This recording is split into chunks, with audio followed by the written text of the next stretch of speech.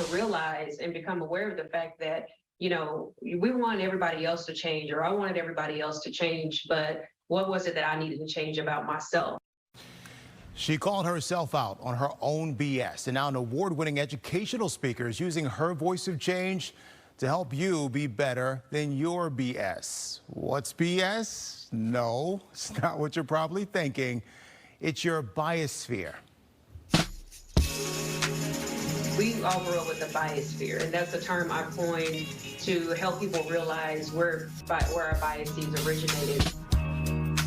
Risha Grant defines biosphere as powerful, often invisible belief systems, the systems we've been steeped in since birth, and the judgment we carry with us impacting our lives and the many others we encounter every day. There are so many questions that you have to ask yourself, and what you may figure out at the end of that is that you have to unlearn most of the things that you've learned from the people that you love and the institutions that you trust. Unlearning starts when we examine the roots of our biosphere, what Risha calls the 5 rings, the people, places, and things that teach us how to navigate the world. Family, your religion, your friends and peers, schools and government, and mass media. And all of those things provide you with different perspectives about people. You know, your family being the first one to teach you about people and who you should like, who you shouldn't like, what's normal, what's not normal, how you should act, who you should be. You know, and while I think most people have the best intentions in mind, a lot of times it teaches you who you have to be instead of teaching you who you are and who other people are, and that it's okay that it doesn't line up with you. And it's okay if you don't even understand. What's not okay is that we treat people badly because of it. And I think that's what we're seeing today. In her new book, Be Better Than Your BS, Risha shares the tools she's taught thousands across the country as a diversity and inclusion consultant. I just truly want people to wake up and understand that people have a right to live their lives on their terms without your judgments. Risha says recently diversity, equity, and inclusion have become some of the more divisive terms in our day-to-day existence. She believes we can take that division out of the terms with 3 other words: respect, decency, and kindness.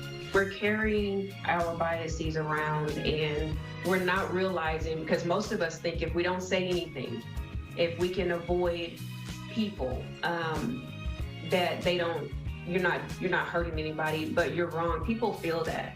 They can feel when you don't want to be around them. They can feel when you don't care about them. They can feel when there are inequities all over the place. So I think that we have to do a better job of showing up just from a humanity perspective. Risha offers virtual courses and webinars. She has won several awards for the work that she does with companies like Google, Wells Fargo, even the U.S. Air Force.